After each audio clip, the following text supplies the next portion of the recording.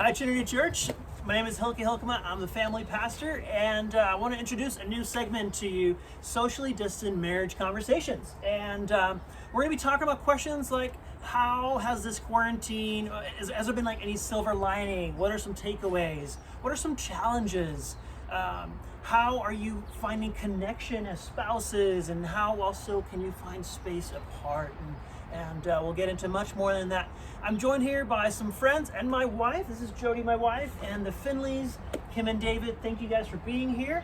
And I invite all of you to just kind of join our conversation, and our prayer is that it would just be an encouragement to you guys. So diving right into things, guys, we are in week 7, I believe, of quarantineness, and any silver lining? Quarantinity. I like that. Any silver lining? What are we learning? What's been challenging? Maybe we're just gonna dive into that. We actually talk about this a lot because both of our kids are older, so we're kind of empty nesters, and we thought that we were past the stage of getting to have them home and enjoy their time and everything, and then this happened. And here's the Finley 4 back together, and it's been awesome. And Ellie isn't here now, but she was for a little while, and that was great. And but we have Ian home from college, and it's been just so nice getting to spend time with them. And usually when he's home from school, he's here when he sleeps, and then he's off with his friends the rest of the time. And now he can't be; he has to be with us 24/7. So he's and been a really good sport about it. But that, for me, that's definitely been a silver lining, just that extra gift of time with our kids. Yeah. Absolutely, that's awesome. Yeah. I love it. Definitely. For me, we've been getting to take a lot of walks in the evenings, which I mean, we sort of do that normally, but it's not been so consistent with everybody together. Yeah. And it's just been really nice. Got a nice little path out there, not too far, that's really out in nature, and so it's just sort of every day getting to do that. It's been really, really good. Yeah. I love that. I am not much of an outdoorsman, but I too have enjoyed my hikes. We've done some family hikes. I've taken the kids, Crafton Hills. Took them to do 6 miles. I've done that twice now, and that's really good. It's been so nice. And Get your mountain bike. We'll go together. Yeah. I do have one of those. That's a fun ride. I haven't been on it since Josiah was born. Oh Wow. He's Really? He's 8 years old now. Well, I mean, I've like ridden on the street when the kids are like riding their bikes, but not on a like Trail. or riding my bike to work. I've done that, not for 8 years. So, but the hikes have been very good in quarantinity. Yeah. I would say one of the biggest blessings has kind of been obviously the slowing down of time, particularly with, a lot of times kids get home from school and I feel like it's this mad rush to get home, get stuff put away, grab a snack, get started on homework so that homework can be done, dinner, bath, shower, whatever, get ready for the next day. And that doesn't even think about the days that we have football practice or gymnastics or youth group, all of those, and it seems like those are every night, and it just, you almost feel like you can't catch up sometimes, or kids get home and they forgot this one assignment, or and there's this stress that comes with that. And so it's been really nice to not have that same pressure of getting it all done. And there's the flip side of it. Also means that we're in a new season of distance learning where they're doing it at home, and so there's a lot of learning that goes with that. And I think one of the things I've been even learning this time is that so much in life is a both and. There's blessing and it can be a challenge at the same time. And so one of the blessings is not having homework, and as silly as it is, making lunches for me. I usually get up way before everyone else so that I can have coffee and quiet and make lunches and all that stuff. Well, I don't have to make lunches in the morning. I can make them at lunch, or you can make them at lunch. We have a lunch plan. I've got a lunch they rotation. have a lunch rotation. Yeah. That's pretty good. I need a plan. Yeah. So I kind of just it is nice that we can, the learning can be done by the time, you know, evening hits, and we can take a walk and not feel like the stress of just going has been really nice. Yeah. Absolutely. Yeah. I also love the no alarms. Yeah. No alarm. Big That is fan. a huge plus. Yes. I still set an alarm, but Oh. I enjoy it for the rest of you. Yeah. Yeah. That's true. No, Sorry. yeah, no, Sorry. that's Yeah. okay. Yeah, My I first don't- meeting is usually at 9 o'clock, and there's still Yeah. times where like, oh, the hat's going on. Yeah. Yeah. Yeah, I mean, I don't have set the alarm. I mean, my commute takes like a second. Yeah. I just walk over to my desk. So, but that's definitely a double-sided thing because, you know, I mean, it's nice. More time in the morning, that extra 40 minutes that most days in the regular world, you're like, just give me a little more time. I Yeah. can really read my Bible today. I can really pray in the morning, pray with Kim, make sure that things are focused and really thinking through the day. I mean, that's a real blessing. But then, you know, it's like there's no boundary between work and home and school, and everything's on the screen. I work with Zoom, and I have my Bibles, our home group with Zoom, and I have friend and family relationships that aren't within my quarantine group on screens, and so it's just this odd sort of a fatigue that comes up with all that. I know everybody feels that. Oh, absolutely. But a lot of zooming. you know, Yes. so it's like everything is new. Mm-hmm. New work is different, church is different, relationships are different, family is different, food is different. Yeah. You know, going places is like, I remember when we used to do that. No, it's not existent. Yeah. And even honestly, just thinking through, it's navigating that for ourselves and our marriage, like, you know, navigating what does that look like for me, what does that look like for Hylke, but then also helping to guide and navigate it with my children, helping them understand and try and process the loss of what they knew, and helping them kind of adapt to this new normal has been difficult, and it's been good, I guess, that we're experiencing it together, because there's been times where, you know, I remember when Eliana, when we got it was way back when they said, you know, we will not be going back to school, and just the idea of not being able to go back to the school that she started at to say goodbye, to see her friends for the last time, and the sadness that hit that, and I was like, you know what, that's okay, and I'm sad too. There's all things that I'm sad, and just. She's a fifth grader too, Yeah, right? she's so a fifth grader. That's like so the end of it is, yeah, an era in a Absolutely. whole different way. Yeah. That's yeah, Yeah, and even just giving the members, whether it be our spouses or our children, just space to be down. And I think for a season it was more like, okay, whose turn is it today to feel that, and you know, who's shedding a tear today. And I've definitely had those days where I'm just like, oh, this really sucks, and I'm just not feeling this. I'm not really a huge fan of working from home. Yes, there are things of it that I've enjoyed, but overall, I don't really care for it. I'm just in my office, I'm isolated. It's just not really my cup of tea, and I just feel that, I do. And then other times it's one of the kids that is like, oh, I want to see my friends, and I miss them, and you know, why can't we do this? And so it's. And I was thinking, working from home, if you have a bad day at work, there's no separating, you know, there's no, I'm going to get over it, downtime in the car on the way home. It's not, you walk out of your bedroom or whatever your work is, and then you have to deal with all the other stuff. And so you need that buffer, that amount of time to just kind of like decompress a little bit before you're in family mode. You don't have that.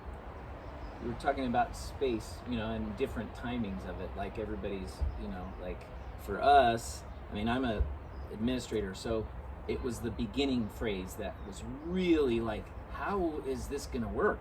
The work is getting work to work, and how's it gonna work? And it's just like, you know, and then you know, sort of there's that at work, and then it sort of shifted in education to now we're going to start having teachers do things, and that's more Kim's role as a teacher. So she had this big stress adjustment after period, spring right? break. Yeah. And Ian. Yeah, and then Ian was doing fine. He was on his spring break, and then he came out of his room one day and was just like, yeah, I don't think I'm handling this as well as I thought I would. Yeah, he's very social, very extroverted, so it's definitely difficult for those of us that are like that. Like, I can handle a lot of the alone time and that kind of thing, and he is, that's hard. That's very hard. I've even appreciated Jody's sensitivity to me recognizing that I am home all day with the kids and working and stuff, and I'm like, okay, why don't you go and just go outside, go for a walk, or go see if you can do something for you. Yeah. And because we all need that space, and that is not that we don't want to connect together. It's just that we all need some self-care, and then she's at different times, so I'll take the kids out for a hike, so that she can have that time, and then obviously how do you it's sort of like date nights aren't really happening. How does that work? Home, date I know, it's let's go out to the other couch. Exactly. Date in the living room. We've done some walks at night. That's been really nice. The orange blossoms. I mean, like, especially where you guys live. You we really have the grove right there. So nice. So that's just been a great time just to talk and just connect a little bit away from the kids or the house. Stuck in all day. So finding connection has been really important. Kim, you've been really good with me in that space thing and figuring out how to do that. I mean, one of the things I've been doing to stay sane is doing music, which has been great. Yeah, playing songs, and posting a song every day, and so, that's been a good thing, and connecting with people. I mean, I've been sort of a non-social media person, which is ironic because I run an online school, but that's another question. I'm like, I don't, but I mean, it's like, how else are you gonna connect with people? So I'm like, I'm gonna do this Facebook thing. I know you did. You jumped in. I'm doing it, and I'm posting something, and so and you understand that that's been a good thing, and it has. It was one of those both ands, like you said, right? Yeah. It takes time for him to do that, a lot of time, but the good thing is that there's music going on all the time in our house now, which is really nice. Yeah. It's been many, many years since that has happened. So too long. I mean, I think there's a lot of people that are learning just to try. I mean, you got to try new things, and everybody's like, just do stuff, and like, I mean, we're sort of humbled as a nation right now. I mean, there's a lot of sort of an arrogance that you just can't not look at and go, wow, we just didn't get it. And so it's a good, got to try new things. That's awesome.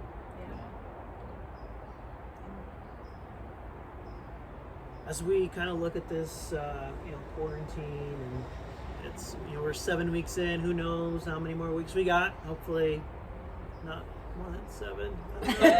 Hopefully, we're at least at the halfway point. I know. Well, if you find somebody who knows the answer to that, but are there things that at the end of this you wish that don't go away? Maybe some lasting practices, some lasting habits, or things that you've just like, we need to keep doing this. What are some of those things that maybe you see? For me, and I was just saying this with our Bible study the other night, I've been, because my day starts slower, I have more time to read in the morning and spend time with the Lord, and I've been journaling things that I'm thankful for and writing out scripture, and I would love it if I could keep that as part of my daily routine. Starting the day like that, it just makes such a big difference. I don't know what that would mean for me when we go back, but that is something that I would love to be able to keep going. I mean, I was just sort of talking about that with this. This is a realignment of priorities, Yes. And for me, there's just so much that I spend so much time needing to do. You know, I mean, your values are expressed by how you spend your time. What's really important, and you just look back and you're like, okay, that's not that important. This is more important, right? So being able to keep reprioritize things on things that have eternal significance, that really last in that matter. Because so much of them, it's like we're doing all these things, this is so important, and then bam, you can't do it. Yeah. And you're like, well, this is not that important. Right, I can't do it. Well, look, it's still good. And look, now I get to do this. Right. So Right. that sort of prioritization, I think, I pray that we as a people and me as a person can keep that. Yeah. I've already mentioned that I'm not much of an outdoorsman. However, maybe those hikes should stick around, and it's obviously a good connection time with our family, and the walks will continue. That's something we did beforehand. But it just just some of those really small things that are actually pretty significant when you add it all up. And but you need to prioritize it. I need to set a time aside, like Saturday morning, let's do Crafton Hills or go to another place and do that. Get on your mountain bike. On the mountain bike, which I definitely need to do. Jody, do you have anything that you're kind of thinking through, just longer term? Yeah, I mean, I think for me, one of the things that we've been forced to do is realizing that, I mean, I like to have things in order. I like to be in control, plan different things, and all of my planning has proved worthless at this point. When we think of the summer, I think for me, it's been thinking through just that idea of holding things loosely. And it's okay to have, plans and thoughts, but to understand ultimately those things could be gone. And we're actually really blessed that it's just summer vacation plans that have been changed, or school things, all these different things that have been changed.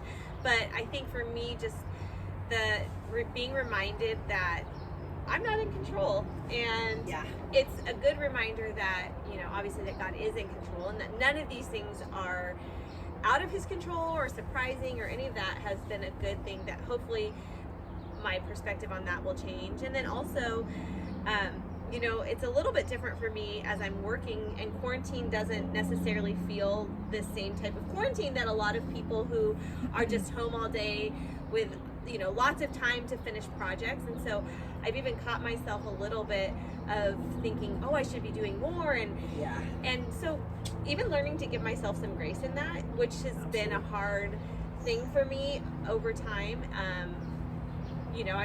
I've always thought, I should. Yeah. And so learning to say, like, well, this looks a little different for me, and I'm working right now, and I'm helping my kids distant learn and all those things. So learning just to be gracious and accept that. Yeah. Another thing I was thinking about is I've been more in tune to what is going on with my friends and how they're feeling and working through this. And usually I'm just I'm busy, and so you forget, right?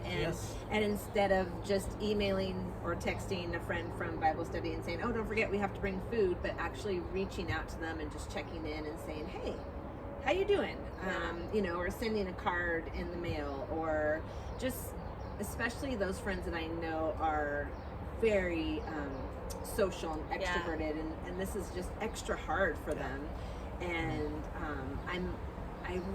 my prayer is that I would continue to be sensitive to that, and just to be a better friend in that way, because I didn't realize how much I don't do that, and take those friendships for granted, and I thought, wow, that's terrible. I don't want to do that anymore. So hopefully I will be able to be more intentional in that area. That's awesome. Yeah. That's appreciating you guys just sharing and opening up about what God is teaching you, what this quarantine is kind of surfacing, and I look forward to some more hikes and some good family time, and just really keeping those priorities in check. And really evaluating where I personally put my confidence, and it was a really good reminder this season, painful reminder in some ways, but also very necessary. Yes. Well, thank you guys for joining me, and it would have been pretty awkward by myself, but so you guys are very valuable. But thank you. It was actually really nice to have this discussion, and hopefully it was an encouragement to all of you also. And if there are questions that you're kind of wondering about, you're pondering, you can even shoot them my way. Shoot me an email, shoot me a text, comment, and we'd love to tackle some of these other questions in future segments. And looking forward to seeing you guys again. But have a great rest of your day, and we'll see you guys soon.